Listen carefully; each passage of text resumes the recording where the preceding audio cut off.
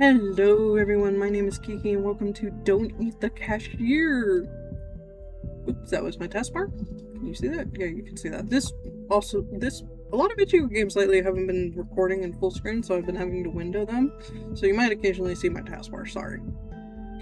Let's start. I assume this has multiple endings, I just don't remember how many, but let's try to get one. My pronouns are they, them. Your pronouns are they, them. Thank you for noticing. I'm more femme than masc, even though I don't have tits anymore. What is your name? Kiki. Next. Your name is Kiki. Thank you for noticing. Sometimes I really wonder, how did I end up here? Not that I dreamed of a career as a neurosurgeon or an astronaut, but for crying out loud, working at a gas station, on the other hand, money is money. Truth. I sent out resumes to every conceivable and inconceivable place, applying for every position where I could somehow use my degree in art. I feel this so hard. I have a degree in art. 0 responses. I had to swallow my pride and find at least something. I found this note stuck to the glass at the bus stop. Food for mouth. Seriously, this guy has got a style of his own. Apparently the manager is just an eccentric dude, or is this their new way of marketing tactics to grab attention? Let's see what it says. Human organisms wanted for work at gas station. Organism duties include selling food for mouth, silence and obedience, household tasks, obeying those who are more ancient, friendly team offers new and old faces of friends, long and different life, consumption of nourishment, juicy juice, trips to human places. Whatever, people often tell me I have my quirks too, and that's even if they've even seen my fursuit. Ooh, we're a furry! I've always kind of wanted a fursuit, but they're expensive and probably really hot. Well, whatever, as long as he's not a complete jerk. I do own a lot of cat ears, though. He'll hit on me or make me scrub the floors with a toothbrush. Sorry, got a bit of fucking frog. Holy shit. Hi. I didn't scream. I couldn't move. My brain furiously tried to find a category for this in the database. Hallucination? Psychosis? Too many energy drinks? A typical mild middle manager? Monster from my nightmare stirred. Its tentacles crept closer to the counter. My god. The creature made a sound, not from a mouth, and had none. It had none. Sorry. The sound emanated from deep within its bulk, hollow, profound, bone-shaking. Greetings, organism. I am Bob, the indescribable and terrifying consumer of worlds, but you, grain of sand, may call me Manager Bob. No. This isn't real. Name tag that says Bob, that's adorable. You will sell food for mouth and obey me, for I am ancient. Memorize the rules of this establishment, for my patience is as limited as the salary I offer you. Number 1 rule, you sell, no matter what, chicken food for the mouth, gremlin fuel, noodles made from cursed souls, lottery tickets for actual limb raffle, discount rot, ritual foil, everything must be sold. He points directly at me with that creepy, slimy tentacle. Every miserable unit of currency brings me closer to my triumphant exit from this pitiful hole. I pinched myself, but I didn't wake up. Rule number 2. Be polite to customers. Ignore bald spots in Wolverine fur, and watch out for drafts when electroplasmic and energetic entities are in the store. What? Don't let them get too bold. Customers are just walking containers for currency, and they should only pay in monetary units. Payment in existential dread or hair of the dead is not accepted. Many of them come here just to chat because they are idle and purposeless organisms. Your task is to make them part with their currency anyway. It is also your duty to heal organisms if they are injured using special kits. If they die, they cannot give away currency.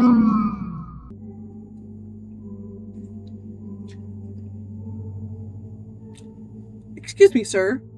You seem to have mentioned werewolves and ectoplasm? My voice is as polite as possible. I managed to compress my primal screaming panic into a tight ball and shove it deep down. There we go. Werewolves? And that's not to mention that you yourself are a giant meatball with tentacles? Damn you. I shall answer your questions, curious polite organism. Werewolves and ectoplasmic entities are just a few examples of the many insightful life forms that frequent this establishment. What unites them is that they are all slaves to consumption, just like your kind. As for my nature, I am your immediate supervisor and the guarantee of your future financial prosperity. I'm at a gas station for monsters. I got a job with Cthulhu for minimum fucking wage. I edit the fucking. This is all you need to know. It really is all I need to know. I fear any more knowledge will surely drive me insane. For the first time, something resembled approval flickered across Bob's many-eyed face. A rare and unexpected display of... Were there little hearts? Of the grains of wisdom that have not yet left the human species. Embrace your ignorance, let it become your shield and direct path to the status of human employee of the month. And when does the human employee of the month get? A cash bonus of 25 cents! Woo! A whole quarter! I understand the new human are rarely extremely excited about to the elite manager restroom for 1 full week work cycle. During this use, there is only a 70% chance that you will be transported to a dimension of endless pain, suffering, and unimaginable torment. Truly generous. Oh, he suddenly places a jar in front of me on the counter. And the last rule, remember organism, the jar container must be filled with money by the end of your week cycle. If the bottom of the jar is visible, you will clean the sanitary rooms with this object in the dimension of absolute horrors for suffering for 2,510 years. I couldn't take my eyes off the fork. That potential tool of my eternal servitude. At this moment, my mind fully capitulated. Yes, I was hired by a multi-eyed cosmic architect squid. Archaic? No, wait, what? Architect squid, yeah. Yes, my clients will be non-humans. Yes, I will be threatened with a fork and eternal toilet cleaning. How could anyone alone clean anything with a fork? The same will happen if you even think of escaping before the end of your work contract. Other ocular sensory perceives the subject of the matters. It will detect you in any corner of this pitiful planetary sphere. Crap, I'm stuck here. I'm in a trap. Do you understand, organism? Yes, sir? Acceptable. Goodbye, organism. Good luck in your currency acquisition and button pressing. Could you show me exactly how I press the buttons? Because I think I've worked a cash register like a couple times in my life, but never really. I point at the sticky buttons on the vending machine. The central eye looks at my finger, then at the machine, the back of my face.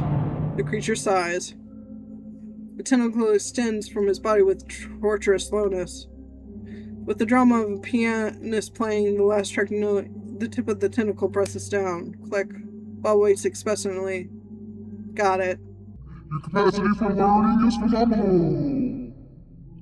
This concludes the briefing. Remain as polite and organized as you are. He didn't turn around as a hermit would. His tentacles simply shifted his entire mass in another direction. My stomach's making noises. With a soft gurgle sound, and he waddled across the linoleum. Finally, he left me alone. The silence at the gas station was broken only by the hum of the refrigerator containing juicy juices and the buzzing sound of a neon lamp above my head. Oh boy. I stood in the same spot. My hands were shaking. The chip jar, which I needed to fill to avoid ending up in a dimension of ancient horror, still stood proudly on the counter. Okay, so what just happened? One option, I've gone insane. This is the most logical conclusion. Prolonged stress from job hunting, malnutrition, nerves, anxiety, and disrupted sleep schedule. My brain is just malfunctioning. Yes, that's it. I'm going to wake up on my couch in my dingy rented apartment. I pinch myself again. And nothing. I scanned the room once more. It smelled of gasoline and old coffee. It was still absurdly real. And that meant everything he said. It was all true. Werewolves, vampires, tips, the fork. I don't think he mentioned vampires. A hysterical mix of laughter and a scream of terror welled up in my throat, but I held it back. I needed to get through this. I needed to... Oh! Oh no. Don't tell me that's the first customer. Bells? What the hell? Ah! Hi! Shit! Where the hell did this clown come from? Actually, that is the least frightening clown I've ever seen. It took great effort not to look away from those red eyes burning in the pitch of black darkness. They're really more pink, but whatever. Is he amused? Is he wondering if I'm tasty? Bob didn't exactly give me any guarantees that I wouldn't get devoured at work. Yeah, he didn't. Strange that. My brain, still recovering from the encounter with Brog, was frantically trying to figure out how to break this ringing silence.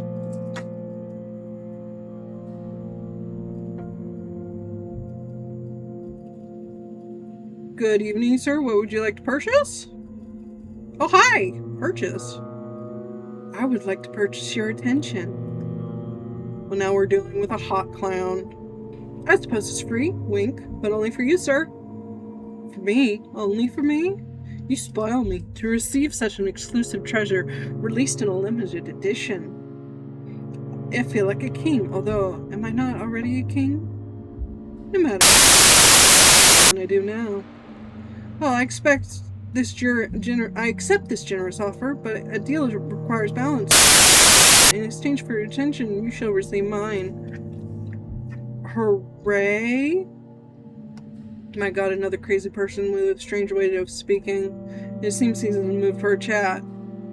So, what is a beautiful, charming soul like yourself doing in such a dreadful journey island of misfortune? Or rather, what is a place like this doing with such a charming soul as you? Oh wait, where are my manners? I suppose I must introduce myself. I have many names, most of which are not fit to be spoken in the company of a lovely, noble soul. The nicest I've heard is the Mad King, a title I plan to pass from me to myself from the coming centuries. However, my mortal mother named me Darian. Darian? Darian? Darian? Darian. Now, may I have your hand? Sure. He suddenly bows his head and presses his lips to my knuckles. Meeting you is truly a pleasure. His lips are cold, yet a ghastly warmth spread across my skin, so here I am, dealing with a real gentleman, how lovely, or king, as he calls himself. Of all the kings and emperors locked in their soft chambers, this one has probably found a way to escape. May I know your name? I don't immediately realize he's asking me a question, still in a daze from that gentlemanly kiss. My name is Kiki, sir. Ah, my dear Kiki, you are so polite. He seems to savor my name. It sends shivers down my spine. Wait, we shouldn't give out our name freely. But I guess it's polite as a gas station attendant. I've technically worked at a gas station, just not officially, and never behind the counter. Just like cleaning and crap. And that politeness, again, as dry and bland as the rations I give my soldiers, the most creaky of all decrees I've signed. And I've signed a decree that required people to wave ropes from sand just for fun, mostly mine. Friends, no enemies? How is that interesting? Imagine how wonderful it would be if we became enemies. Those would be the most interesting few seconds of your life. Or friends. That would be a delightful eternity.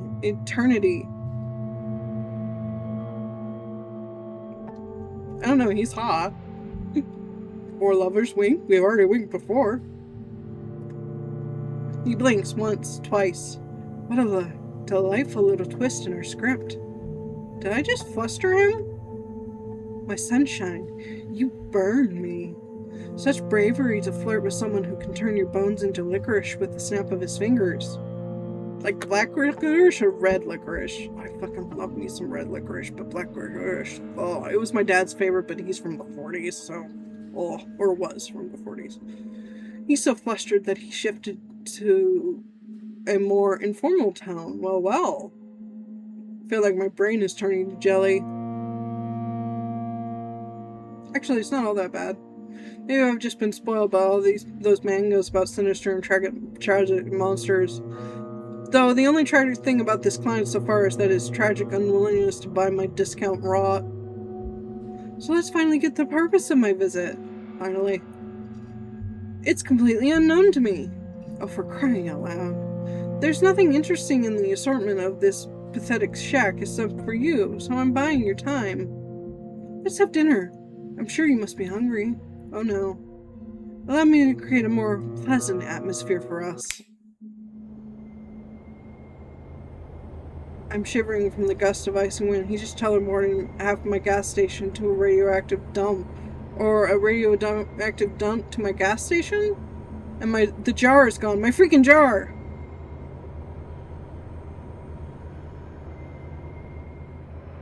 I mean, maybe the jar's just back at the other place? I am a little panicked about my jar, but looks like my rental apartment, but it seems less small now. My dear, I expected your life hasn't been busy, but was it really that bad?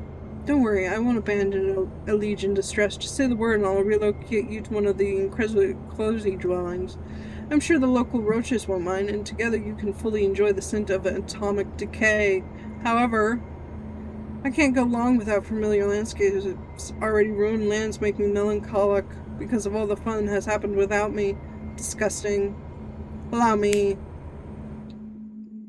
This is something seemingly less radioactive. Amazingly, I haven't thrown up yet. It feels like I've been flushed twice through an interdimensional toilet. Clear my throat. Seems like I'm sitting at a table. Much better, wouldn't you agree? Couldn't be better. It's beautiful here and strange. Is this your home? Words of a true poet, Kiki. One of my two favorite categories, strange and beautiful. This place is much more than a home. It's my cage and my greatest canvas for creativity. Every ugly tree, every mad toe, every eye-bearing mushroom, it's all a piece of me, a marvelous place except when the rocks grow legs and start running. Including those that the people make their homes out of. And now you're a part of this place too. Isn't it wonderful? I'm slowly getting used to the landscape. The firelights here are quite charming. Yeah, it's quite cute. I like the little toad? It's cute. But it better be without that frog with the human... But it would be better... But it'd be better without the frog with a human face. Oh, is that what that is? The frog notices me too. It lets out a sad croak and then looks at me with a expression of deep existential despair. Who's that? That's Lori! One of the brave souls who dare challenge my authority, my dear friend who once walked the path of adventure. However, he didn't foresee the possibility of turning into a frog on a whim. He even tried to wield a sword with his shiny froggy legs, fought to the end, a true warrior. Now, however, his foes are mosquitoes and bigger frogs. Tell me, dear, does he bother you? His little existential froggy crisis, I mean, is it ruining the ambience? He looks at me with an interested expression. I don't want him to watch, but I don't mind. You don't mind? Excellent. I think he really sets the tone for the whole clearing, aesthetically. I mean, he's cute. A living monument to the consequences of poor life choices. Laura, did you hear that? The noble grants you a stay of execution. You may continue your pitiful mosquito-infested existence. So dinner, I'm sure you must be starving. Traveling between realities must be exhausting. Are you a fairy? Should I accept food from you? Oh. This It looks strange, but smells delicious. Meat with honey? And next to the meat are a purple soup, probably made from less fortunate cashier? Whether the food is poisoned or not, if I refuse, His Highness might turn me into a frog too. So I pick up a fork from the table, and this is the most delicious thing I've ever tasted. Oh no, oh no. It's 100 times better than those cheap instant noodles I usually buy in supermarkets. Even the fact that I'm currently in some other universe, sorry, my nose itched, surprisingly doesn't seem to harm my appetite. It seems you enjoy your cuisine. My chefs have always managed to cook well on the occasion when I noticed it. I assure you won't regret this dinner, at least not for the first half hour after the meal. Yes, thank you. You were very kind. I'm merely hospitable. I'm delighted to share a meal with a dear guest who clearly appreciates good food. But I suppose cheap Chinese noodles will make you appreciate anything. Please eat your fill, and don't hesitate to stash what you don't eat in your pockets. It will give you an exquisite aroma and a few interesting, mysterious stains. I poke at the food with my fork and watch particular scenery from the corner of my eye. A silence hangs between us that might meant to be cozy, while I am under heavy narcotics. What's your favorite animal? Glad you asked. It's right here in your plate. Just kidding. But I do need some time to think. See, the riding fleet has its own charge. Very disgusting ones. Carnivorous butterflies are beautiful. Are there carnivorous butterflies? But they're dumb and nosy. And as we know, only what's empty inside makes a noise. Or what's in my head. It's always ringing. It's like a dog. It loves its owner with all its heart, whether they're a saint or a serial killer, and doesn't notice the difference. It lives in a constant joyful state of blissful ignorance and misplaced enthusiasm. A creature that finds endless joy in the utter meaninglessness. It's truly inspiring. Jogs are the gestures of the animal world, and I adore them for it, especially the small, wrinkly ones. What about you? Cats. To them, we're probably the jesters. Oh, indeed, they are true rulers of this reality, tiny furry gods of apathy and disdain, and we are their obedient, foolish caretakers. But I've been lucky enough to escape their tyranny and instead enjoy my own and feed those around me. I return to my meal. Just as I chew another bite, I hear His Highness' voice. By the way, how does the meat taste? Shit. Shit. Is the human flesh tender enough? My fork freezes halfway.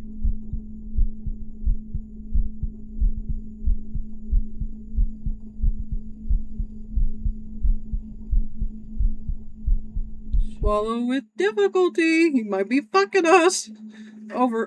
with us. Maybe we'll fuck later. Who knows? Yes, thank you. Quite tender. And whilst most nobles would faint and have a fit, your mind, your manners, charming. But don't worry, my little polite marble statue. It's just venison, as far as I can tell by the taste, not very intelligent. It's definitely not Timmy, our carpenter, who unexpectedly disappeared near the large kitchen cauldron, perfectly sized to fit in it. Definitely not. I've personally ensured several decrees related to cannibalism, perhaps even concerning its prohibition, but that's beside the point. I rarely have visitors, and I'd like to tell you about the other interesting guests. After all, it's the most fascinating thing I can share with you. We're a place where mushrooms with eyes grow. It can be incredibly dull here. Shadows in the clearing thick and stir. They detach from the gnarled trees rising up from the ground like black ink and spread across the wall. Dancing and intertwining, they prepare to pour in their master's whim. Behold this incredibly crooked castle, my dear. Crooked to the point of absurdity. Sadly, in reality, its curves are far more aesthetic, but give the creator some leeway for expressiveness. Many brave and not so bright souls have tried to conquer this terrifying, dark, eerie, crooked castle, so many that it becomes even more crooked. You see, the dreadful monster living there never liked being distracted from its important duties. Terribly important duties, like having long, deep conversation with its own reflection or concocting recipes with raisins. So far, the scariest thing about the story is the presence of raisins. Yes, you do understand they are a real horror, aren't they? Shrivel. Well, I like raisins, but the way people use them is gross. Tiny shriveled bits of deception. They pretend to be sweet, but they are just made to ruin. They ruin lovely cookies. I don't know, I like a good raisin in my cookie. It depends on the cookie, though. Ruin family photos. They have no place in civilized society. Oh, how I understand them. The monster was a tyrant, a menace. He sowed chaos and disorder, mostly on purpose. He had countless opportunities for creativity and wasn't afraid to use them. He made some people believe they were pigeons and others they were grands. He wouldn't allow his best servants to have windows, fearing that the moon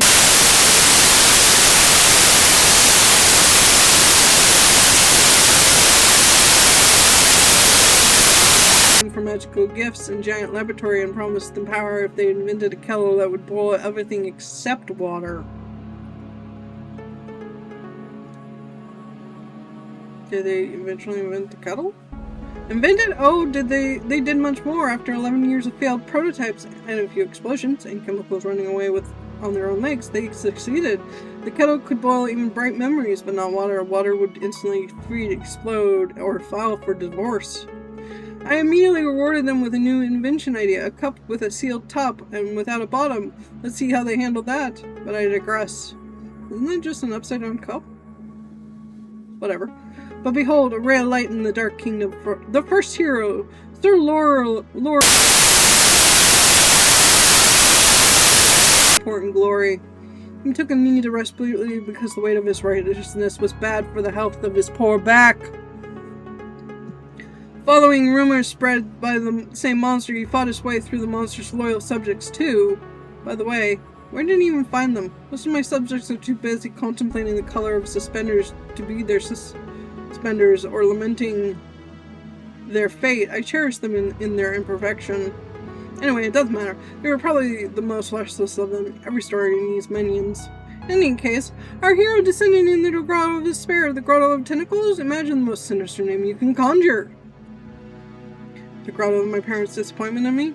Oh, but if they could see you now, you're a royal audience. You're at a royal audience. They would be proud of you. No, actually, they wouldn't be proud if they got to know me better, but in that case, that's good too. You won't be alone under the weight of their disappointment.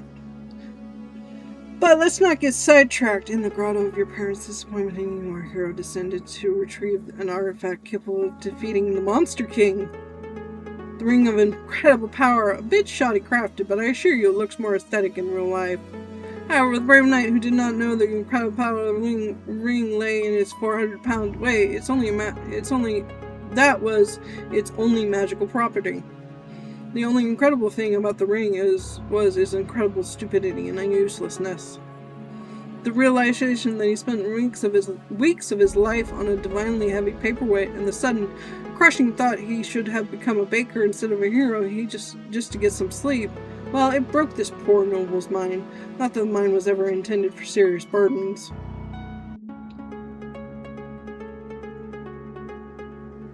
Yes, to hell with you, knight. A bit of gloating, a touch of delightful diverse cynicism. Oh, splendid. How wonderful that we shared this dish together. So the knight perished. But then along came Elmer Eagle-Eyed. They say he earned his nickname by escaping from an enemy's fortress. On the third day of his captivity, he noticed that his prison cell was lacking the fourth wall. Oh my fucking god. An archer of legendary skill who tried to kill me with a precise shot constantly during rest while bathing at balls during sleep, and even while I was devising a plan to get rid of him. The audacity! I hate just killing them. Turning them into madmen is much more fun. And I bestowed a little curse upon the elf as well. I made it so that every time he drew his bowstring, he'd hear the most annoying melody to his ear. Elmer was terribly racist. He hated dwarves, so naturally the melody became the national anthem of the dwarves, played in a loop by a bagpipe orchestra. The pure rage derailed his aim every time. Eventually, he stormed the castle, dropped his bow, and begged for a job at my court in exchange for changing the song to anything else. He was desperate, and I was a villain. Everything aligned incredibly well. Now, he's my royal huntsman. The dwarf march is replaced by a lively elven sea shanty, and let no one dare accuse me of being callous or heartless. Now he has a salary, good food, clothing, entertainment, and a full guarantee of non-dismemberment. A happy ending, right? For me, absolutely. I never had such a good hunter in my life. I never quite figured out where he gets all those species of animals, but no matter. And finally, the witch, in a classic giant hat, under which you could easily fit another witch. She tried a different approach, seduction. She attempted to charm me, to gain my trust, to become my spouse. A fatal miscalculation. She didn't consider the fact that I never trusted big hats, or people, especially when both come hand in hand. And those who wear suspenders or belts at the same time. A person who doesn't even trust their own pants certainly doesn't earn the trust of His Highness. Why would you wear both? Aesthetics? And then again, I don't blame His Highness either. I don't trust myself, especially the left side of my brain, especially on Thursday, but back to hats. I actually love big hats, but I'm trying to woo him. Apparently, I guess that's where I'm going. I hate big hats too. Oh, you are my kindred spirits. Those hats are so pretentious, so self-assured. They block the view, get stuck in doorways, and always hint at that the wearer is compensating for something. Usually a lack of magical talent. Or a pitiful personality. And then on a good day, I have a frog in my throat. Apparently maybe it has a human face. You, my dear Kiki, are having impeccable taste in headwear and consequently in everything else. It is scientifically proven fact. Meanwhile, the witch was quite overt in her murderous intentions, jingling with all of her concealed weapons. Why does a witch need so many hidden blades? She must have been very bad at witchery. In any case, she now resides in my dungeon. And you see, I haven't decided what to do with her yet. Her fate is a blank slate, a story yet to be written, so I offer you the pen. I suddenly adore random choices. Give me yours, Kiki. What pen fits her? What? Oh, dear. Does he really want me to decide what to do with a real person? Can I even save her? It doesn't matter what I choose. Everything here follows his whims anyway. But as long as I play the circus monkey, I have a chance to get out of here alive. Maybe I should just entertain him? Damn, what should I do? I mean, small hat. The one who lived by a big hat should become a small hat. The irony is so served. It's beautiful. So let her be a small cap of eternal regret. She tried to get in my head and now she can barely cover it. A brilliant sentence. Something's missing from the tale. You never told me about the monster itself. Dear, who cares about these monsters anyway? I do. If the monsters are the muck, then I am the pig, you see. How eloquent. Alright. I must admit, this will be my first performance like this. Diran? I'm never gonna get that right. Sounds a bit bewildered, it seems. Allow me to toss my mind up and see how it lands. You see, the monster was originally much more modest and less majestic, but we all start somewhere, right? Then my head suddenly became a bit crowded. First whispers, then arguments, then full-fledged discussions that had to be participated in and involved inanimate objects. Guests in adored doors, closets, even in cookie jars, every container of potential foe, and I was surrounded by containers. To be fair, sometimes they told funny stories. But why was I afflicted with this curse? Pondering it drives me mad. Even more so, it seems the question is meant for me.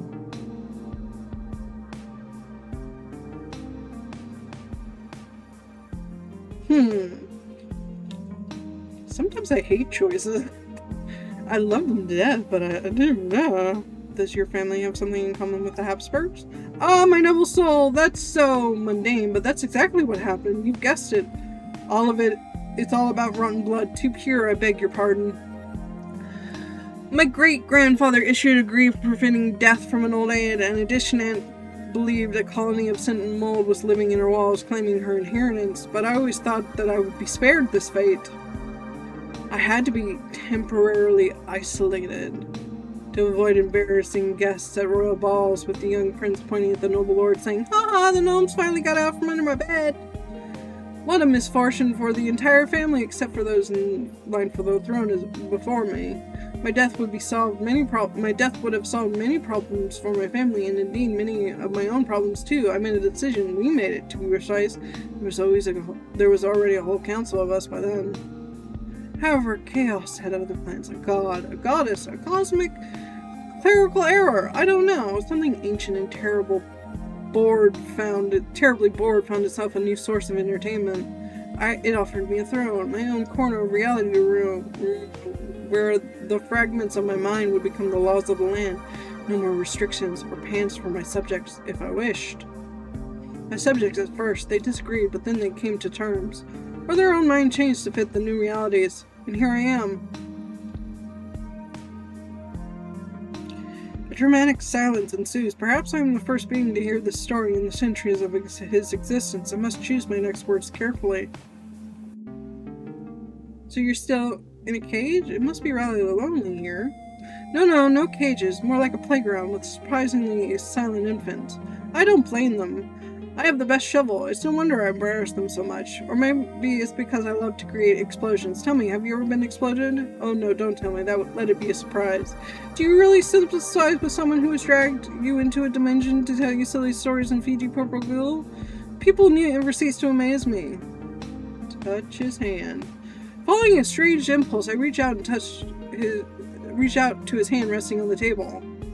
His gaze slowly follows my movements, lowering to our hands. This time, no commentary. Instead, his thumb begins to trace patterns on the back of my hand with surprising tenderness.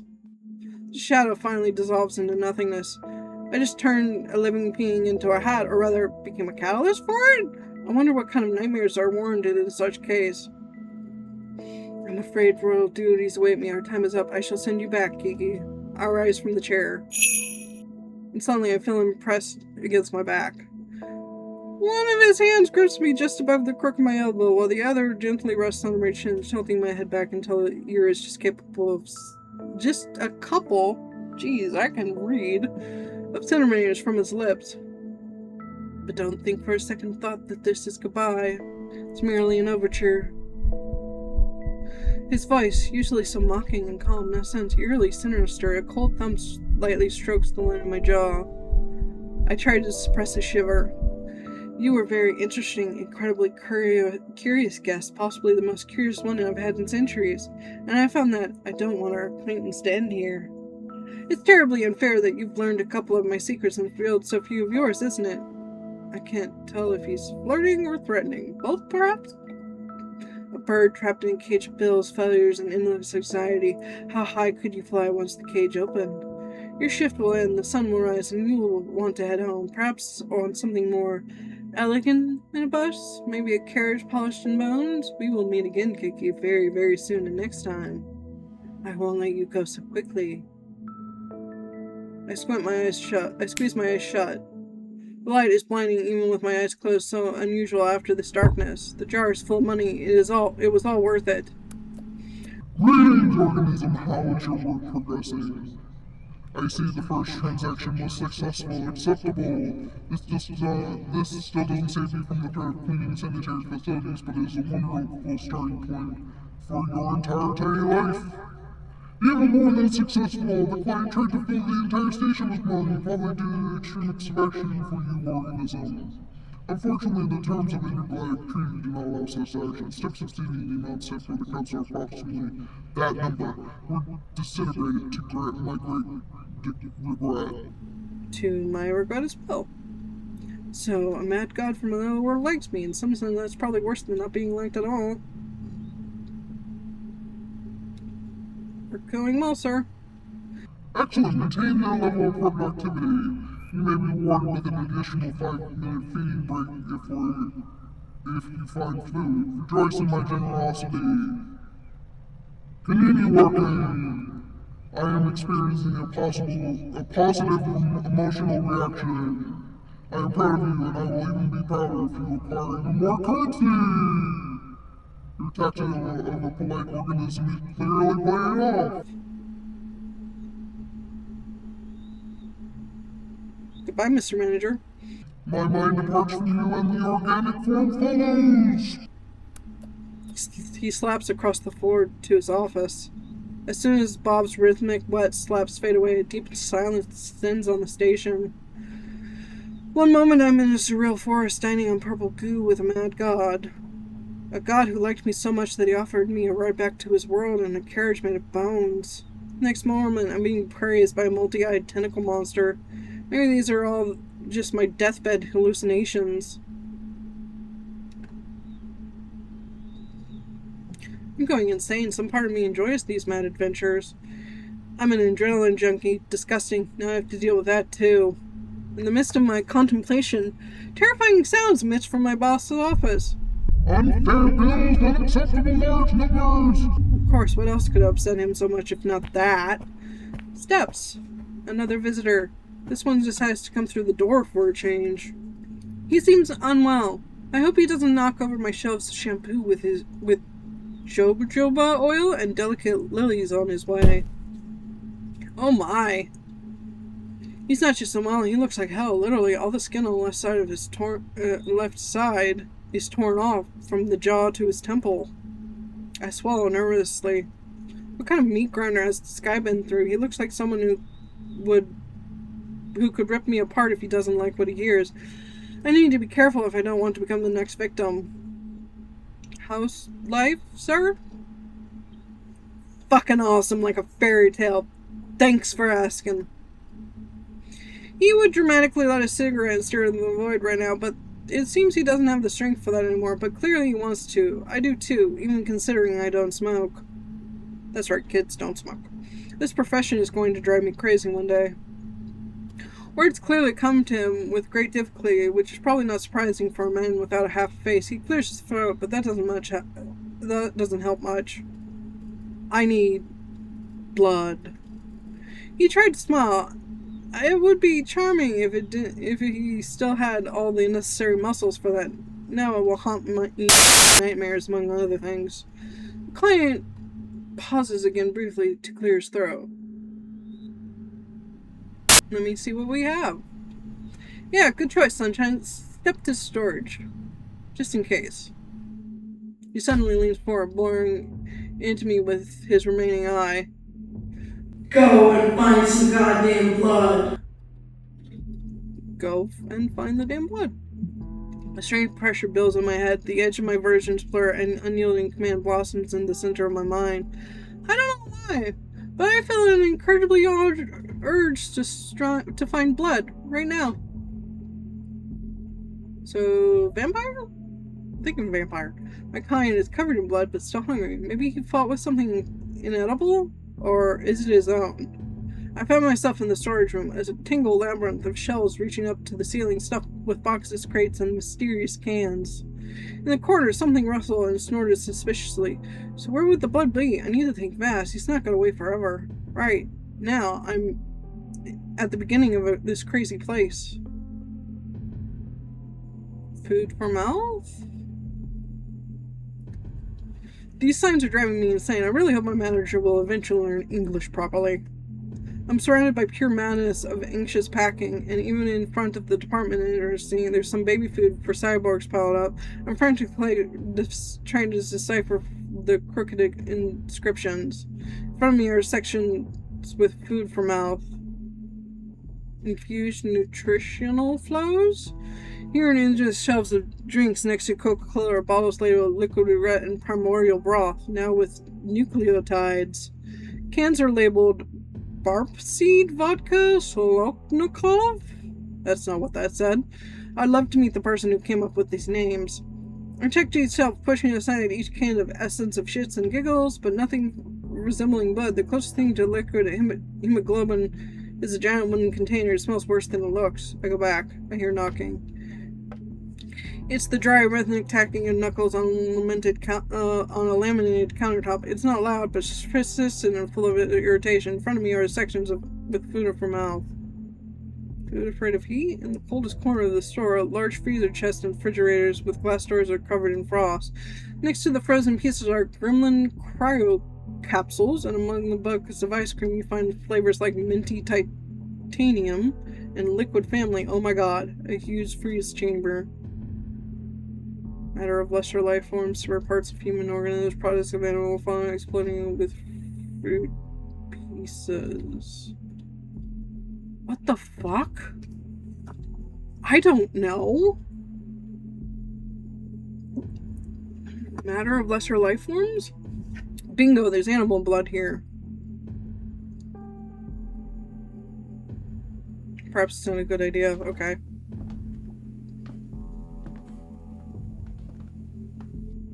Maybe it's about regeneration or something else, but he seems better because I hear impatient footsteps.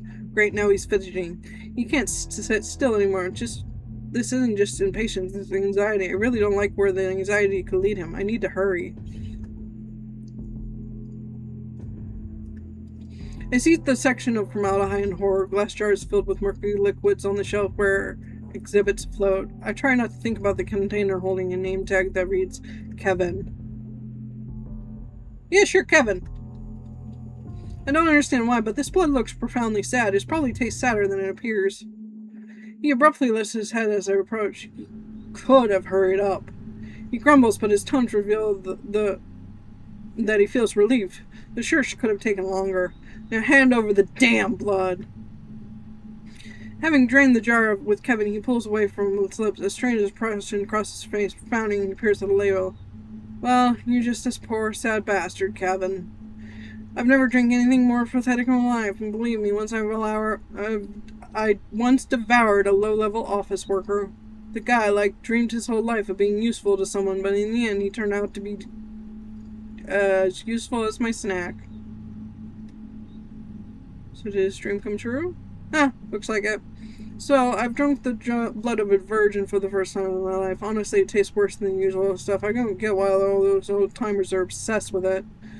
Cool that you found human blood. Good job. You're sharp.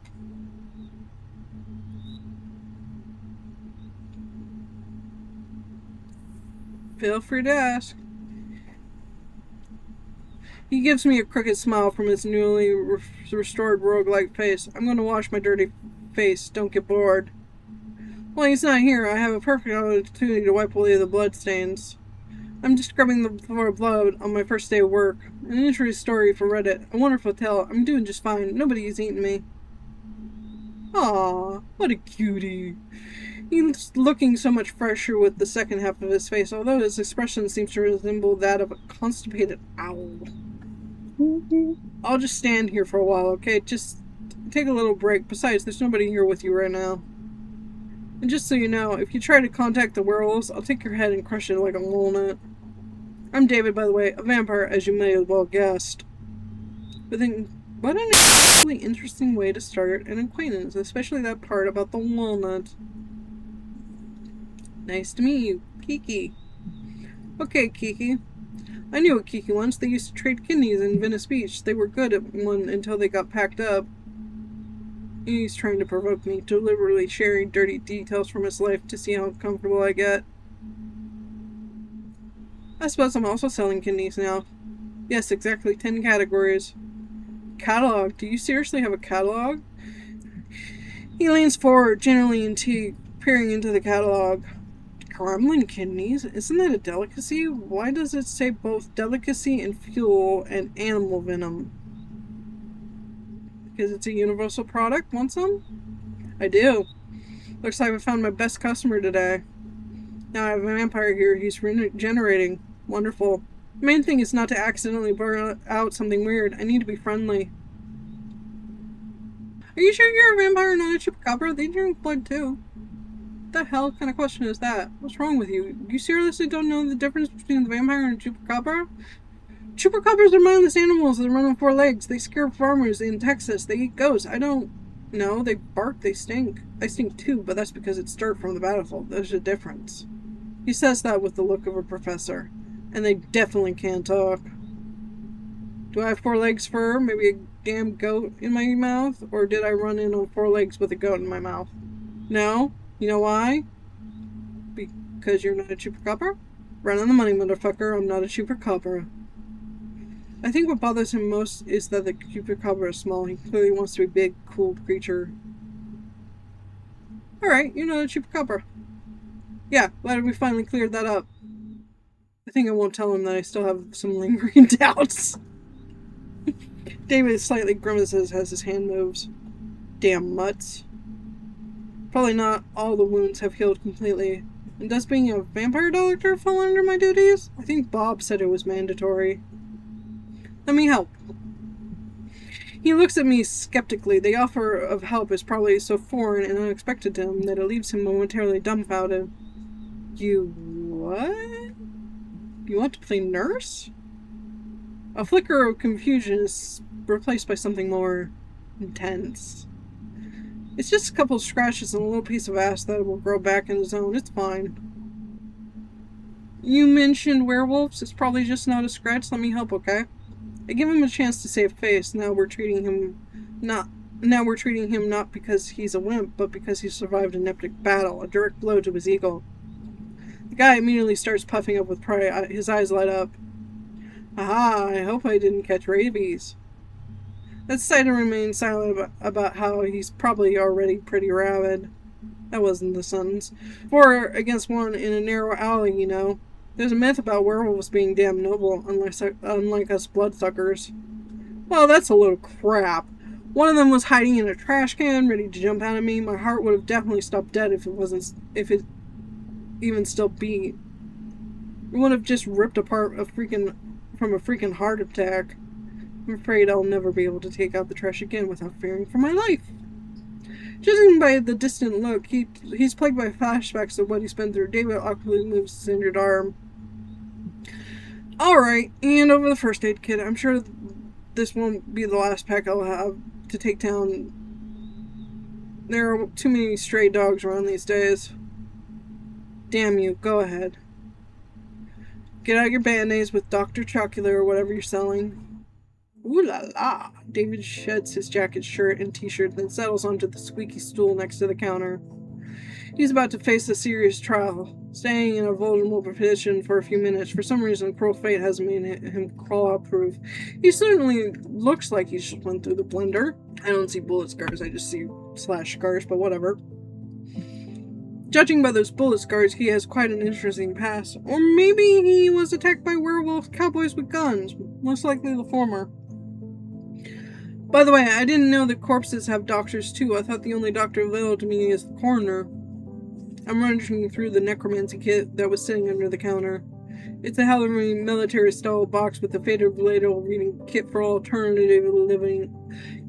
alternatively living organisms. My ability to talk sucks. Inside, besides standard bandages, there are some strange items. Silver tweezers, a vial of thick glowing liquid, additional fingers, and of course an instruction manual. A cheap laminated brochure stained with something that looks like coffee. In the instruction, the first part states, determine whether you're dealing with a zombie. Ask your alternative living subject if they ever wanted to eat someone's brain. He's not a zombie. He glances skeptically at the pictures flashing in the instructions. Flip over it. Zombies, necromancers, abominations made of bone, flesh, and cabbage swirl in front of his face like mesmerizing kaleidoscope. And all of these live in city sewers? I don't know how you're going to use bathrooms now. It would be great if he didn't notice that. Why do I have to deal with all this? I steal a glance at my visitor. I wonder if werewolves just claw him up, or if he managed to kill someone too. My instinct, something out of the Stone Age, suggests that he could have. The guy has a killer gaze. You see someone like him in an alley, your hand automatically reaches for your wallet and phone. I lower my eyes. Next point, let's establish the nature of injuries. What kind of wounds could werewolves leave? It's simple. You've got lacerations, claw and teeth, and a bit of saliva. Possibly very contagious. David listens with the private too slow. Every word feels like a medal of valor. Something like that. He said it as if it didn't care, but I know better. Wounds from a real rabid beast, buddy. I'm dying of laughter.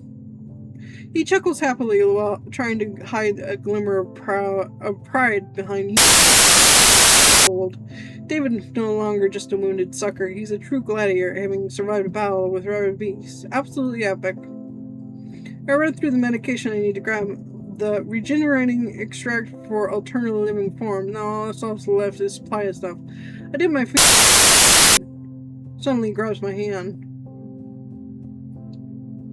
do something wrong and I'll rip your tonsils out through your ass. Regrettably, I do still have my tonsils, so yeah. Choices. Allow me to do my job, sir. I will be extremely careful. The phrase of any faceless representative of a service sector, my perfect shield against the surrounding world and vampires that it inhabits. Watch yourself. You won't get a second chance. No. Not my vampire doctor's license.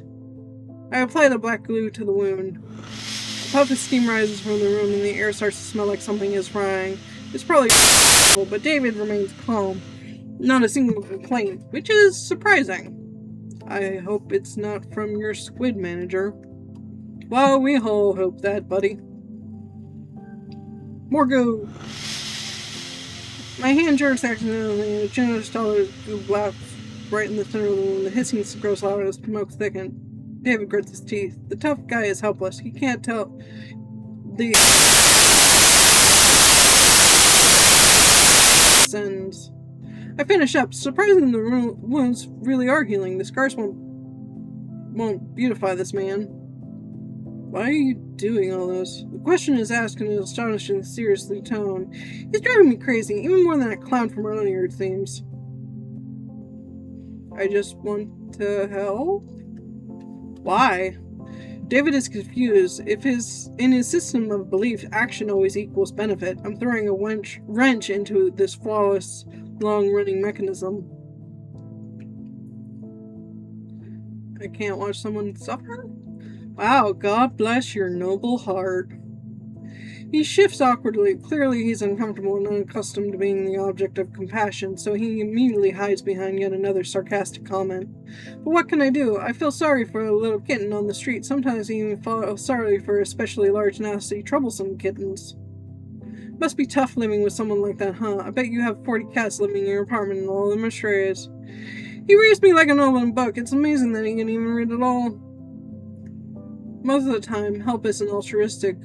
People always want something in return. Money, a favor for you to take them off the hook. Helping people is no reason. Is like throwing shit against the wind. Alright, moving on. Screw this. I don't care what's going on in your head. This is the most convincing lie I've ever heard in my life. He clears his throat. Thank you. What? Am I hearing things? I thought he didn't know such words. I ain't even afraid to breathe, so I don't scare off this rare exotic display of politeness. As he says the word as if he's pronouncing it for the first time in his life, I wouldn't be surprised if that was actually the case. Just a couple more seconds and he's back in front of the counter. So, the client is fed, clean, and healed, and yet he's still here, not putting any money on the counter. The chip jar is lacking. I look at him. He's supposed to be full of energy, but instead he looks lost. David is deep in thought, in the dark, gloomy little place that occupies his mind. Are you planning to pitch 10 here? David snorts, hearing the impatience of my voice. Don't call me sugar. What, already tired of my company, sugar? I leave when I want to leave, and I don't want to yet. I'm curious about one thing. I haven't talked to a regular human in a long time. I wonder by regular human does he mean extremely natural essence? I'm no vampire, werewolf, or theming gnome. Or does he mean his lack of my lack of criminal record and absence of drug or alcohol dependency? Okay, maybe he's looking for the perspective of an ordinary worker, a working class person, a gray collar. Does your face always look so funny when you're thinking about something? I didn't even get a chance to respond to his jab before he falls up. Let's conduct an experiment. Suppose you were now a free vampire, able to go wherever you want. What do you want? Where do you go? David looks at me expectantly. Who were you before the bite?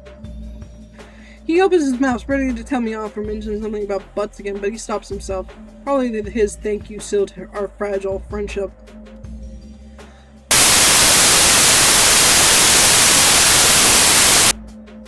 No, it's nothing. I was nobody. I was just surviving as everything went to hell, unlike all those bastards born with a silver spoon up their ass. You ever see those happy American families on TV commercials? They sit at the table with a bowl of salad, smiling like idiots as they always have a dog. Well, that wasn't my case. My stepdad was a crazy guy who thought the best birthday gift was a smack on the head. He did teach me how to shoot properly, though. I left my family dump early. It was really dumb, but I thought I'd start a band and become a rock star. But as they say, wish on one hand, shit in the other. See which one fills up faster. At first, I worked wherever I could. They found some guy to do some shady stuff to do with. There are many ways to make a living in the Los Angeles area. Can't exactly work as a cat at the cash register, right? David jabs again, but without malice. The antisocial environment made him resentful of the middle and upper classes, but it hasn't affected me yet. Wonder why. Maybe a gangster would be cool doing gangster things, running motorcycle. Hey, working the cash register isn't so bad. It would be better without customers like you. Sorry to bruise your pride, but sugar, I have nothing against Cashier. It's just not the job for me. There's a hint of doubt in his voice, as if he's not quite sure what job is for him and what isn't. Maybe he'd actually make a good cashier or an English teacher. Okay. He just missed out on having his own dog, a happy family, and a bowl of salad. That's it, that's the whole story. What about you? Oh lord, this is my chance to make up something cool, or just tell it like it is. Well, I'm not from a single-parent family, but I have an art degree, but I also have a dog. But we're going with the tell the truth. He listens to how I ended up in this dump about my job search and everything else. I didn't sell drugs in the alley, but it seems we still find some common ground. Got it. You're not in your element. David truly understands. Neither he nor I wanted to end up where we are. Neither of us knows what to do next. And we both love cheap noodles, but he can't eat them anymore. I win. You must be tired of this draw me request, huh? I would draw you. Oh, like a French girl?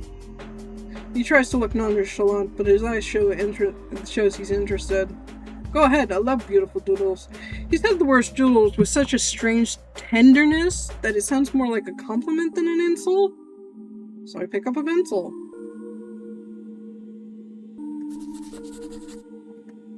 Wow, what a face. I almost forgot what I look like. Bags under my eyes like a junkie. Silence hangs in the air while David examines the drawing. He clearly doesn't know how to react to this unexpected little act of normalcy. Looks cool.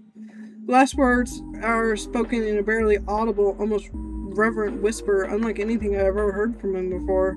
2 simple words said with all the sincerity this guy can muster. I can do something too. David takes the pencil from me and with deep concentration, almost sticking his tongue out, scribbles something. A few minutes later, a drawing appears before me. I never thought this guy was capable of that. Wow, beautiful. David clears his throat, embarrassed. I don't have boobs anymore, and my hair's not that long, but whatever. Nothing special, just a doodle. I was into it in a bit when I was a kid. Comics and all that stuff, nothing serious. I take the drawing for myself. Alright, where were we? David looks at me expectantly. What kind of superpowers do vampires have? A whole lot. We were practically a superhero league. I'm sure it never crossed your mind that in reality pluckers and suckers can be way scarier than the sappy movies for girls. Looks like he's watched Twilight. Interesting. Some of us not only drink human blood, but also capture people to experiment on them. They turn human bodies into a real nightmare of flesh and bones. Dr. Moreau couldn't even imagine. And there are the vampire sorcerers who can rip your soul out of your body and make you work for them for eternity. Literally. Seems like I already have one of those sorcerers. His name is Bob. He's checking his bills. There he is. I wonder what inner strength it took David not to flinch. And then there are those who can make your head explode literally with just a glance. But not all of us are such wicked bastards. We don't even have to kill a person to eat. Just drink little instead of gorging yourself like a pig at the trough. But some don't care. They drain all the blood and splash it everywhere. The forensics team is baffled by a person turned into a sprinkler before dying. He seems to enjoy talking about how cool vampires are. And which of these do you have? I got the decent list of what I can do. I'm not complaining. Imagine it. You never get tired. You can party all night long, fuck all night long. You're stronger than 10 thugs combined. Well, except for 10 werewolf thugs, that might take some effort. If you want to shrink down and fly somewhere, you can turn into a tiny bat. Your reflex has become 100 times sharper. You feel everything, you see everything, you can hear a rat piss a block away. I don't want to hear what rats are up to. Oh Lord, Kiki, that's just an idiom. You can ignore it if you want. All vampires would go insane if that was true. Do I look like a man? Politely, I decide to stay silent. He continues. What does this shirt say? And finally, you can make people do anything you want. Absolutely anything.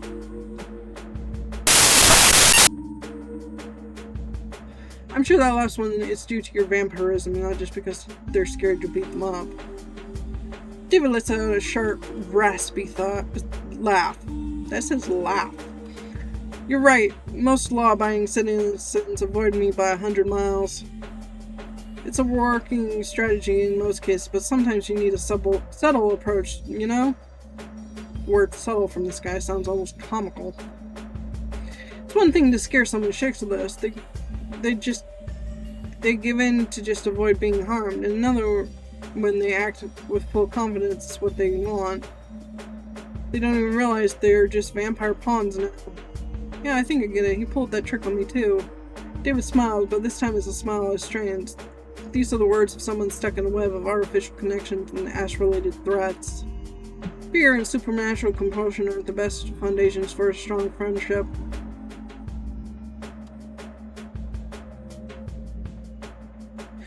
David, you're a creature stuck in a web of artificial connections and ash-related threats. Your whole life is based on lies. Even if it's based on my ass, I don't care.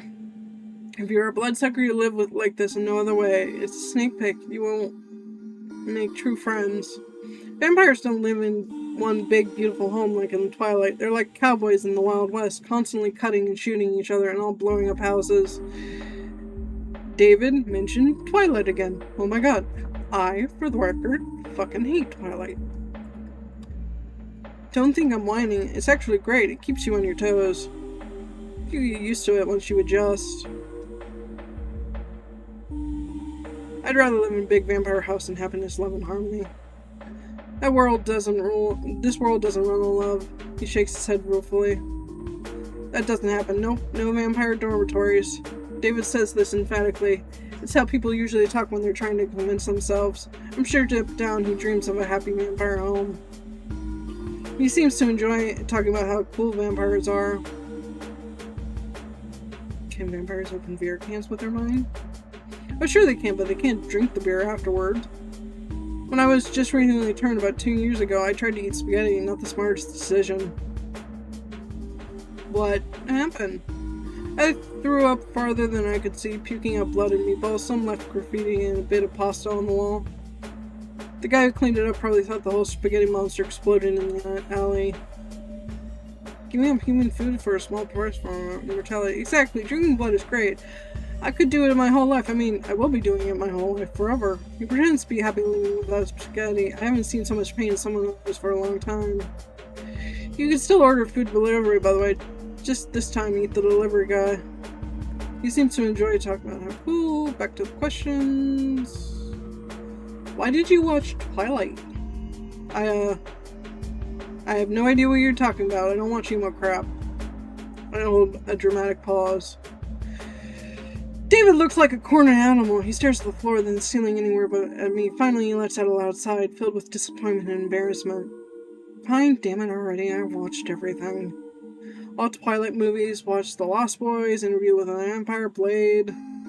The idiot bit me didn't explain anything beyond the basics, like don't go out in the sun, you little punk.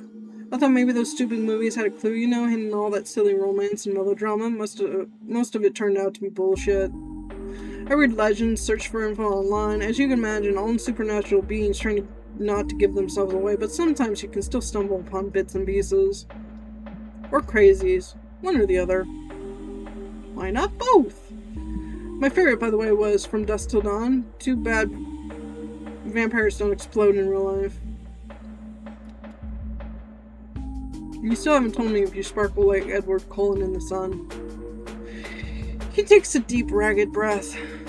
No, we don't sparkle. But I want to know what happens if I step into the sun. I catch on fire in the sun, as if someone poured gasoline on me and lit a match. Do you know what that smells like? Like fried chicken. It's a nasty, excruciating form of death. Very brutal.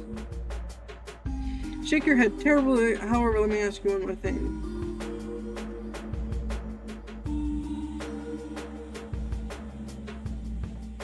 What weaknesses will I have? Well, no more tanning, no reflection in mirrors. If you're ugly before, it's actually a bonus, right? You can enter without an invitation. Garlic doesn't scare you either. Holy water is trickier. It depends on the situation. A stake works, but piercing your chest would be quite the challenge. Piercing any part of you is quite the challenge, actually. Your skin is like steel unless a particularly persistent werewolf comes along. Well, at least you can enter without an invitation. No need for unnecessary chit-chat with people. David looks at me expectantly. Well, a lot depends on what exactly turned me into a vampire. Who vamped you? He doesn't answer right away. Just furrows his brow. Several long minutes pass in silence. Uh-oh, did we ask a bad question? Some old stinking jerk. A lot mixed into those 4 words. It's as if he both hates and warns the old jerk. Probably that guy wasn't a contender for Father of the Year. I wait for him to continue, but he remains silent. He looks like an angry, cornered dog. It's unlikely he'll speak up on his own. And what did your old stinking jerk do? Let's press that button. Don't call him that. Damn it, don't dare you. The rage in his eyes shifted confusion just for a brief moment before he looks away. I mean, yeah, call him whatever you want, including an old stinking jerk. So what did he do? The jerk suffered from power seizures. That's all there is to say about him. No amount of booze could erase that damn villain did in memory. I suppose all old vampires are like that. It seems he won't tell me more about his vampire dad. I don't really care about revenge. Excellent. When suddenly, I hear a wolf howling. I don't have time to blink when David vanishes. Now he's a little bat hiding behind the counter. Listen up. Don't say anything about me. Sit tight and behave, or you'll feel incredibly shitty. Trust me, if you rat me out on this mud, I'll find a way to get out and twist your head off. Okay! The threat in his voice is completely lacking, mostly because the voice now comes from a very small, tiny, angry bat. A werewolf about to come here now. Holy fuck! The creature steps inside. Good evening, Chief. Oh my god, it's adorable. A low, rumbling bass, suddenly calm and friendly. No, don't pet the werewolf. I'm listening, sir. Apologies for this sudden intrusion. Edward, you can just call me Eddie. We're chasing down a certain pest. You haven't seen a vampire around here by chance, have you? You know, young, a bit scruffy, wearing a leather jacket? He is. You see, here's the story. One of our packs nearly took out a vampire sire and his offspring a few hours ago. It was a tough battle. We suffered losses. We tried to track them and found one of them, well, more like a pile of ash where he once lay. It seems one bloodsucker offered off the other when he was weakened. Their family values are quite lacking. It seems patricide has occurred. David didn't tell me anything about that. Probably that's why he had all those questions about vampirism. He was trying to get advice on where to go after killing his creator, but in a completely idiotic way. You see, Chief, vampires are parasites on the body of our society. They drink blood like mosquitoes, but unlike mosquitoes, they kill their victims by draining them to dry. Well, many mosquitoes kill their victims with, like, disease and whatnot, but whatever. They languish in boredom with their immortality and thus destroy human destinies, play with them, torment them, and derive a semblance of pleasure from their suffering. They are devoid of true feelings. I look at David, devoid of true feelings. He's shaking all over. I would be extremely grateful for any help. Don't give David away. The bastard threatened me but now he's small, trembling, and helpless. He's my bastard. I force a smile and say I haven't seen anything. A quiet, peaceful night. Eddie examines me closely. He's probably catching a faint scent of blood, but my calm demeanor throws him off. Strange. Well, okay, if he shows up, just give a whistle. We won't be far away from here. Good night, Chief. The werewolf goes off on his important wolf business. David crawls out of his hiding spot. You could have turned me in. He stares into my eyes as if he's trying to peer into my soul and understand what it's made of. And that would have been the sensible decision. And I'm glad you're not one of those sensible ones. David says this with genuine relief in his voice. He's grateful to me, and now doesn't quite know what to do with that gratitude. He clears his throat awkwardly. So, what's the answer to my question? What would you do if you were a vampire?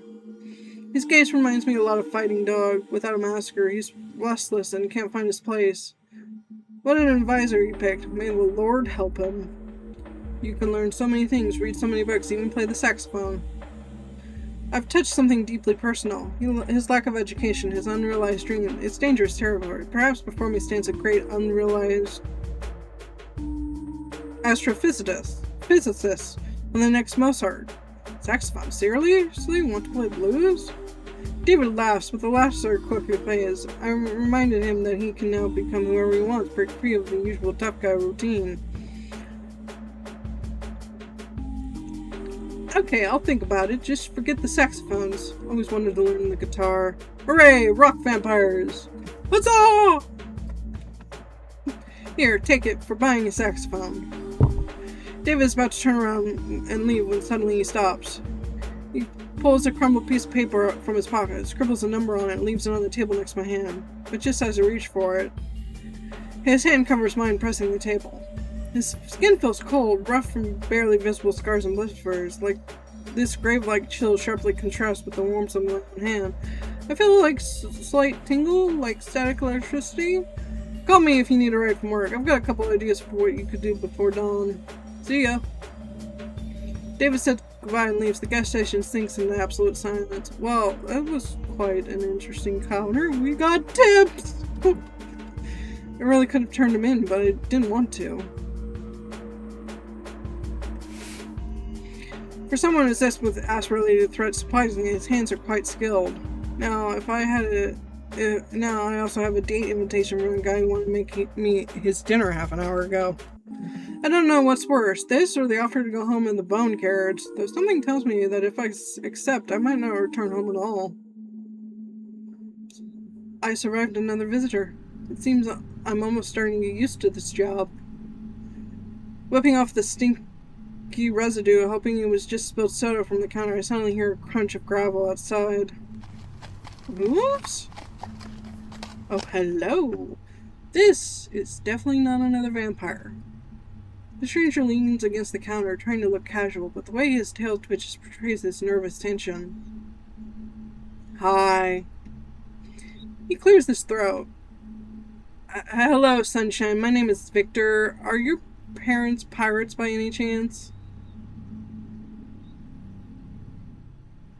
No, sir. My parents are not pirates. I can almost read it in his eyes. I've practiced this so many times and I'm still stumbling. He breathes in fits and starts a nervous, trembling smile. It's surprising they aren't pirates because you're a real gem. You eliminate the dirty gas station with your glow. I mean, you clean it very well. That's not a compliment to you. This is not a compliment to you. It's just, forget it. You're a gem. Let's leave it at that. Encourage. I give him a slight hesitant smile. It's big, awkward, but forced, but undoubtedly encouraging. Victor awkwardly smiles back, wagging his tail a little. He's incredibly happy that it didn't start an exorcism ritual or didn't call security, though there probably is none anyway. Or worse at all, the security of the establishment is my responsibility. It probably is. Oh, there's the drawing! I just noticed. Then the smile gradually fades and he looks away nervously. May I ask you a question? His face is burning. Victor takes another deep, frantic breath. His stomach is growling horribly. I hope the guy is okay. Is it really that bad? I mean, is my flirting technique really that terrible? Awkwardness is a great style. I like it. This might be the best compliment he ever heard in his life. Probably the only one. You liked it? How many beings are we gonna sway our way romantically? I'm just trying to be nice. It helps that they're all hot. His voice makes a surprised disbelief and a shy glimmer of joy. I'm glad you liked awkwardness, because I have plenty of it, you probably notice. Right off the bat. Is it written on my face? Actually, I initially chose this tactic to charm you. Of course, everything went according to plan. He coughs shyly and mumbles something to himself. Then his gaze shifts back to me. Actually, I'm here to acquire... He doesn't get to finish. We have a visitor. He stands next to Galar, clicking his mandibles impatiently. 2 packs of Brasby, a pack of screaming cheese, and a bag of fairy fingers, darling. By the way, your gas station attendant is a real sweetheart. It's frightening to imagine what invisible colleague looked like. He hasn't even bothered to say hello. And hurry up, I need to rush. I have a lot of work waiting for me today. I'm starting to pack the order. At the same time, this incubus awkwardly tries to hit on the lady. Okay. And I thought we had something special. Apparently, they failed. Casanova decided to try his luck on a new victim. Wow, you seem, so busy and cool, ma'am. You must have a very wonderful job? She stares, clicking her mandibles energetically, producing a buzzing sound that vaguely resembles laughter. Wonderful, oh yes, wonderful. Wonderful those who don't like to eat, sleep, or see their children grow. Really the best job in all 9 worlds. Speaking of children... Victor barely recovers from her sarcasm when the lady immediately pulls out a wallet of a bag and unfolds it. Over and over again. It seems endless. This is Gugu. He has his father's mandibles. Victor gazes into the abyss, and the abyss gazes back, revealing baby pictures. The seduction attempt has failed. Again. Like any mother, Lady Mantis loved her children and considered it her sacred duty to tell every passing incubus about them. This is Gugu. He is a rebel phase right now. He's pierced his mandibles. Can you imagine? He makes such a racket when he eats. Imagine, the image of a larva in a biker jacket makes me snort and reminds me of David. This is Gigi and Gaga. They're still lava, but already so talented. What talents can larvae have? They just lie there and eat. I do too, though. Wait, don't think about that. You have very beautiful children, ma'am. All 20 of them. Incredibly cute. That's just the first wallet. Yeah, let's help. Oh, I got carried away a bit. I really am in a hurry. Here's your money, darling. Victor watches her disappear into the night, then turns to me with a grateful look. Thank you. I couldn't handle 20 more children. To be honest, I already broke down on the 8th. And I thought looking after a cat was hard. The lady left very little in tips. Probably all her money went to her children. Victor suddenly remembers he came here to buy something. However, my visitors rarely recall that. I need a book. Victor scams my stinking supernatural realm of discounted raw and chocolate bars. A guide for what, succubi and incubi. I can't remember what it's called, but I definitely heard something about it. May I take a look? Could you take a look? It's definitely not me. It's for the less experienced friend, because I'm, employee of the month in my layer. He didn't specify whether he is worst or best employee of the month. Lifelong pharmacy for dummies or something like that. I hear him mumbling quiet to himself. Such a shame. I should have stayed home and rewatched Evangelion for the 10th time. I actually need to rewatch Evangelion. I haven't watched the new stuff. I am heading to the storage room.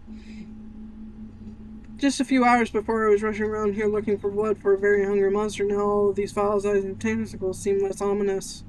A gigantic dead moth lies on top of the boxes. Perhaps it's just very tired. I was roaming through the bookshelf and deep in between baboon metaphysics and limited patience of Yuda's servants, I find the desired volume. At least I don't have to look for it. I come back from the storage room holding this forbidden mind-bending treatise titled Everything You Ever Wanted to Know About Demons and Everything You Didn't Want to Know About Them. Wow, this is definitely better than those PDF guides from various sites for, never mind who. Clearly not for the whole family. Let's study it? Yes, it would be very unusual if you paid me, tipped me, and moved along. I expected too much from this life. But in fact, it would be entertaining educational lesson. It certainly won't be unnecessary. Is this supposed to be black right now? And the guy looks like the pictures are enough to make him faint. The sooner this is over, the sooner I can send him on his way. Oh, there we go. We find a cozy spot next to the counter. I pull the grimoire closer. I open the book. The pages, yellow and brittle with age, release a cloud of dust and indecent, horrifying desires. Incubi, the natural way of tempting rogue hooves of desire. Tempting rogues. Oh, that's me. Yes, that's definitely me. The hooves are just like mine. You have no idea how awful they clump, especially on tiles. When you sneak to the fridge at night, the whole house wakes up with you. Everyone thinks there are a big, clumsy cow living in your apartment. You know, Victor, you look more like a sleep paralysis demon. What? No. I says here, it says incredible, chilling horror. I don't evoke horror at all. I'm one of those who constantly horrified by all those interactions with others. If I appointed a sleep paralysis demon, I'd be the monster in the closet that never comes out ever. Only if you're not into sleep paralysis monsters, are you? I don't really drink energy drinks anymore. Yes. Oh. Well, if there's a free closet or a space on your bed, just call me Sunshine. Don't call me Sunshine. He raises an eyebrow slightly, or maybe he's having a nervous spasm. One thing or the other. Victor turns his attention back to the book and runs his clawed finger down the lines.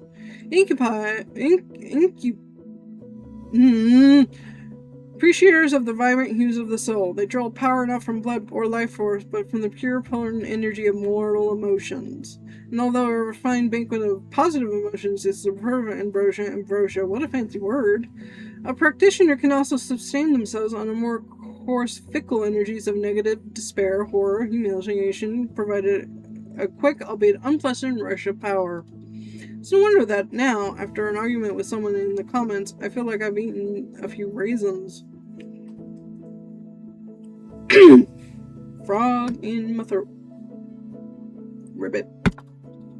Judging by the expression on his face, he clearly isn't cut out for the horrors and humiliations. His limit is probably arguing on 4chan, also a kind of a source of horrors and humiliations, but still, it's a bit different. An incubus can be, albeit less effective, form of symbiotic connection by feeding off a single consenting mortal vessel. The mortal vessel, in turn, can absorb some of the power from the incubus, along with other things, their immortality. Wow. Sounds like a decent deal. I certainly always have plenty of emotions, mostly hatred for the fact that to earn money you have to work. A whole mountain of reasons for Victor, or whatever he called it. What a relief. Just one person. The thought of having to chase after a whole bunch of strangers makes me feel sick. Strangers are the scariest thing right after rent. Yeah, I totally understand you. It's probably harder to deal with clients like me. Communication is always a horror show itself, and then you add a literal horror with vampires and ghosts, just a nightmare. He looks at me with sympathy. He feels sorry for me. I don't even know how to react to that. Trying to understand what people want from you is quite a challenge. It's like trying to play a game with all the rules changing every 5 seconds. And someone has to turn off your screen and you're paralyzed. Basically, yeah, I completely get you. Victor flips through the grimoire, reading the child chapters, techniques for rogue seduction, juicy emotional juices, using libacious energies for thaumaturgical purposes? I don't even want to know. I just want to not starve without energy, or maybe pay my rent. I don't need to be a lusty cousin of Doctor Strange. His finger finally jabs at a random chapter title somewhere in the middle. Love letters? It seems completely and irrevocably outdated, especially the part about carrier pigeons, colors. Love letter? Who writes love letters anymore? This should apply to text messages now, right? But this is a good start. Let's work on this before moving on to more complex seduction methods. He pulls a pen out from somewhere, a cheap pull point with an anime cat charm at the end. Oh, kitty cat. Kitty. I hand him a grease-stained napkin like everything in this rotten place. The book says to convey, my nose itches, aching distortion and a hint of forbidden desire. Victor starts scribbling something on the napkin. Oh my god. Maybe something like this? No, Victor, try again. Yeah, I guess this really isn't the most aching thing in the world. He takes the less greasy napkin from me and starts drawing again. What about this?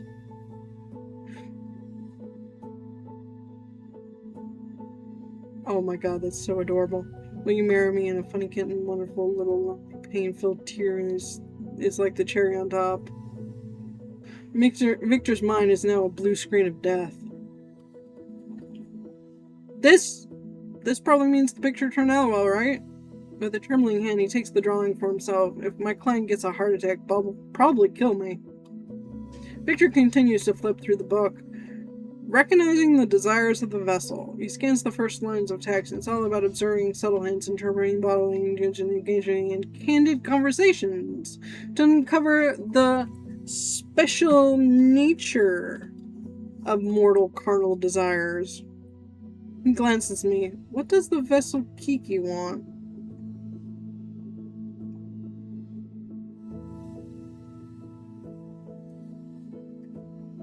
The vessel wants a simple human sofa and cuddles on it. Cuddles are the best. Oh great, and pizza, right? Yes, it is genuine sympathy and an understanding of an ever-delicate string of my unfortunate lonely soul. That honestly quite a simple desire. I think if the criteria for the second person on the count aren't too strict, I could easily help. Though sometimes I comment too loudly on what's happening on the screen. I hope that's not too much of a problem. Sometimes you just can't help but make a stupid comment 10 or 20 in 5 minutes.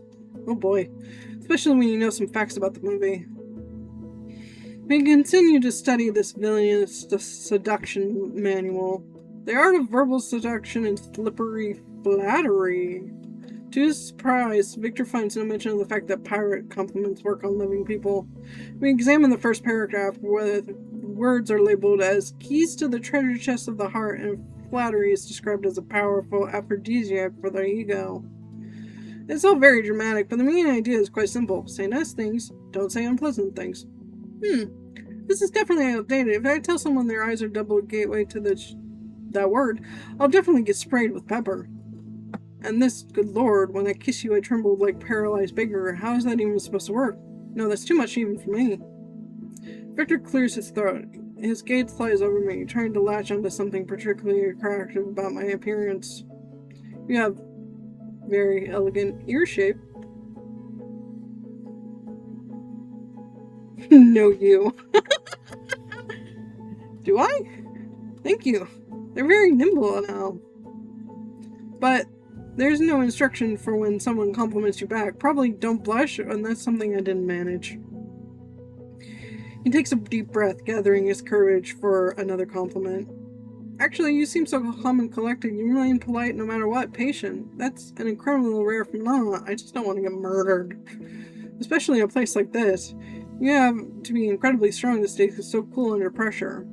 A person was struck down by ordinary, basic politeness. That says a lot about our society. That wasn't bad. He smiles gently in response. Despite everything, he starts to relax. He's probably beginning to feel more comfortable around me. I would have never noticed that a monster would have to struggle with discomfort from interacting with a mortal soul, and not the other way around. Another chapter. How to be a mirror. I didn't know we could change. Oh, it's a metaphor. The text describes the principle of mirroring, subtly bothering mannerisms, speech patterns, and even expressed opinions of the victim to create a sense of closeness and understanding. The path of least resistance to gaining mortal attachment. I like their shirts. Oh no, what about this stuff? What's all this stuff about just be yourself and everything will work out? My mom lied to me, didn't she? With similar interests, what do ordinary people like? Food and the weather? I mean, I'm 40 now, and I am obsessed with the weather.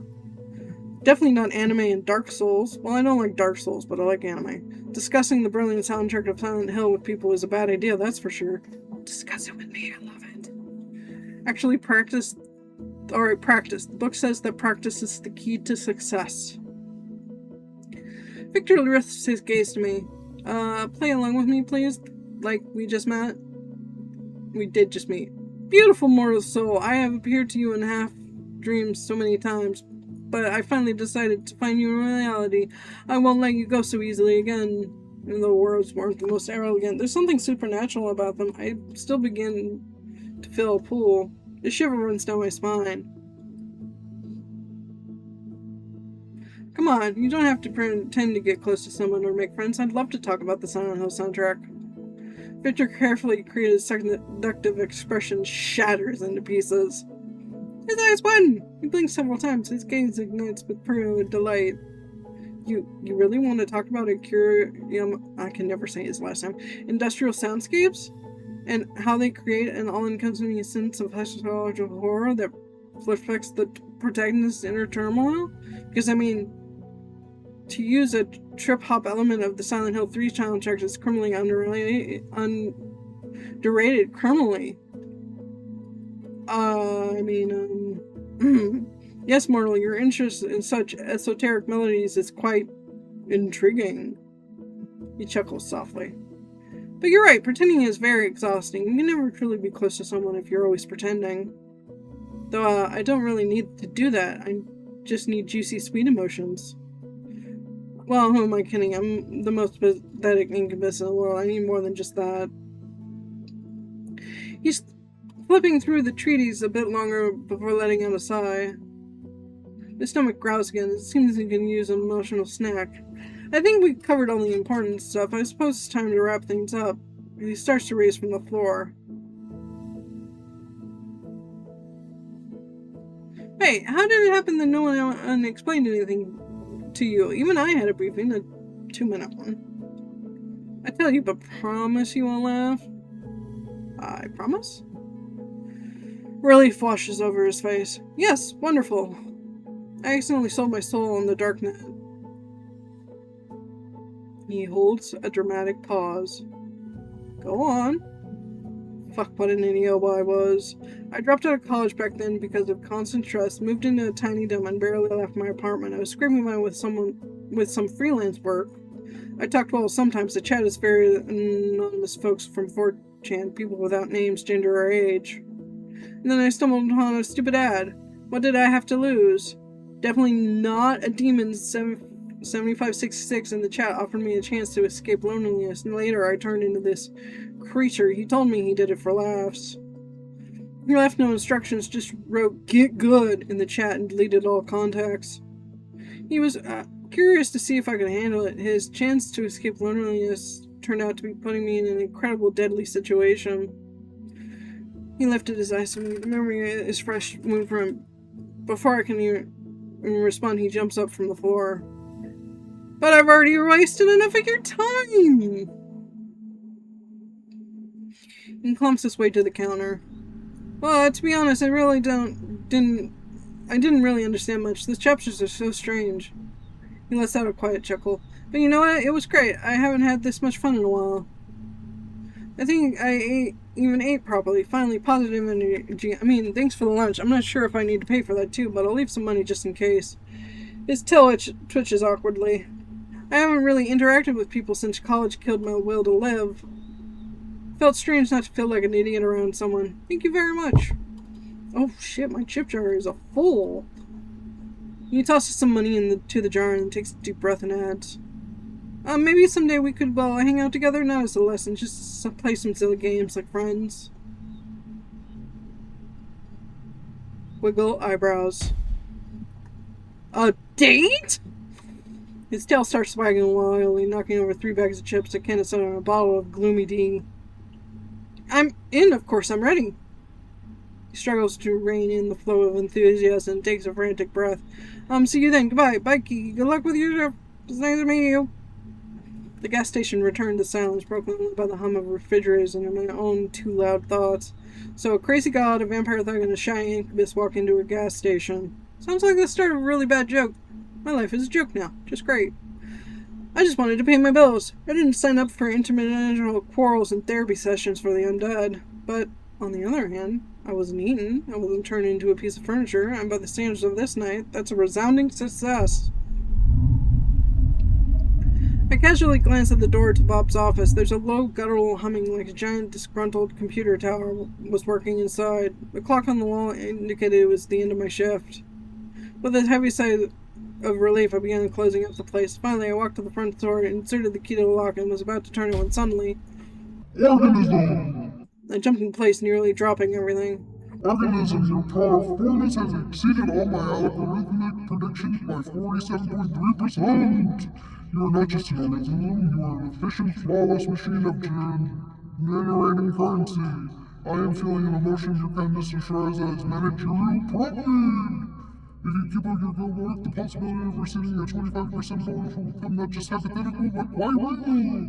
Go organism, restore your energy resources in return for further exploitation. What a relief. He vanished as suddenly as he had appeared, leaving nothing but a ringing silence behind. I stood for a few seconds processing what I heard, then I slowly turned the key in the lock. Click. The first shift complete. I survived. Now I can do anything, which means...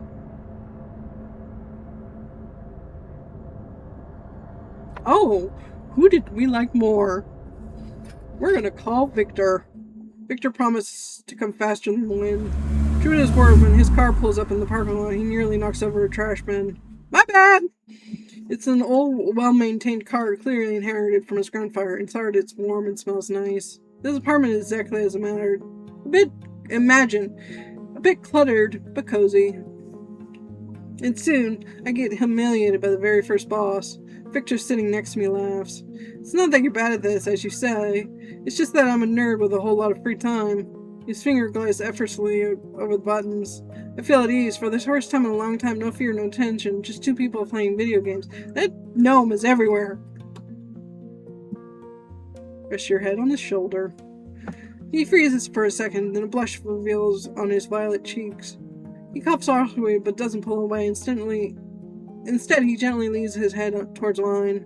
Hey, you made me very happy in just one evening, and I will do everything I can to make you happy.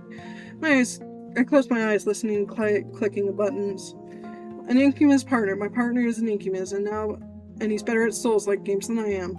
For now. I suck at Souls-like games. I just don't like them. I find them very maddening. Something very interesting is definitely happening in my life. And that was it! That was Don't Eat the Cashier! Thanks for watching! Bye! That was sweet. That was nice. That was good.